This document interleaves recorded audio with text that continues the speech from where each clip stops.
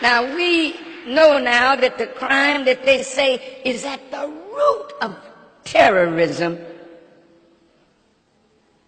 was not committed by Arabs or Muslims at all. What did you say, Farrakhan?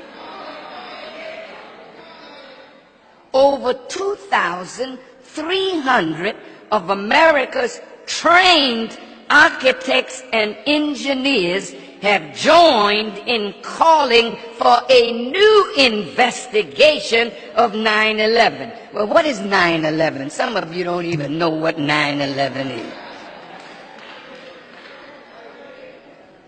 And that's really bad. 9/11 was the destruction of the World Trade Towers. Does it ring a bell now?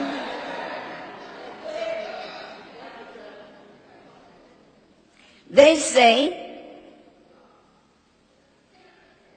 that the World Trade Center buildings were brought down by carefully placed explosives, not by planes.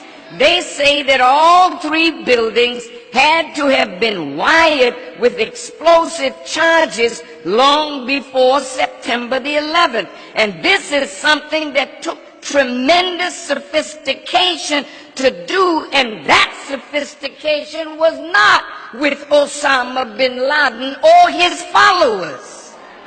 Listen.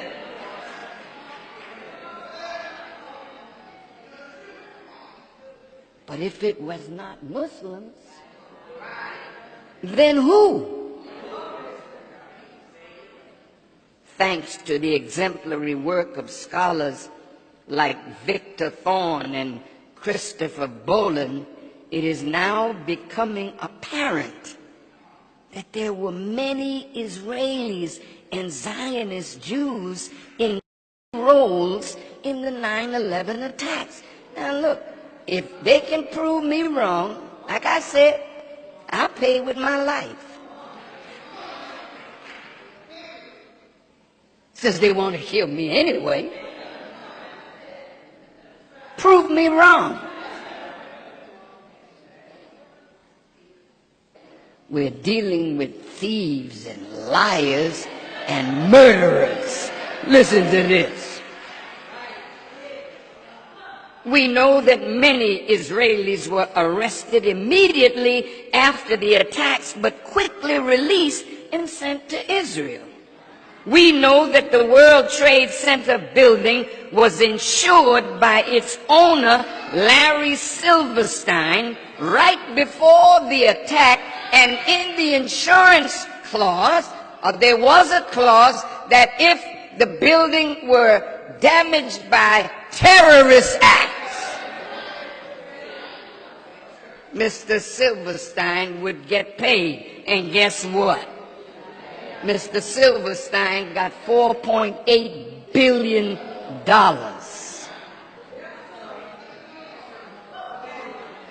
We know that an Israeli film crew dressed as Arabs were filming the Twin Towers before the first plane went in. In other words, these Israelis had foreknowledge of the attacks. Now look, you say, but planes went in to these towers. Yes, they did. But do you know what kind of technology you have to have as a pilot to fly a plane and drop down to an altitude and turn at an angle at 400 or 500 miles an hour into a building?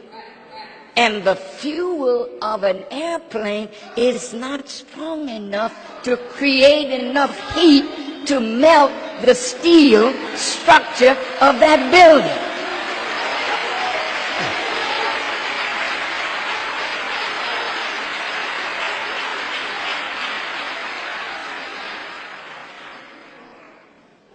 We know that many Jews received a text message not to come to work on September 11th. Who sent that message? that kept them from showing up.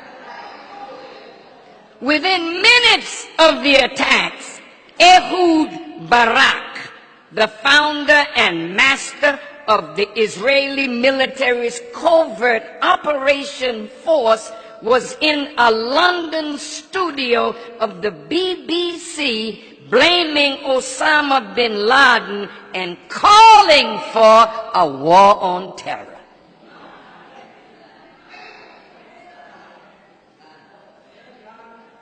And we know that Benjamin Netanyahu told an audience in Israel, we are benefiting from one thing, and that is the attack on the Twin Towers and Pentagon and the American struggle in Iraq.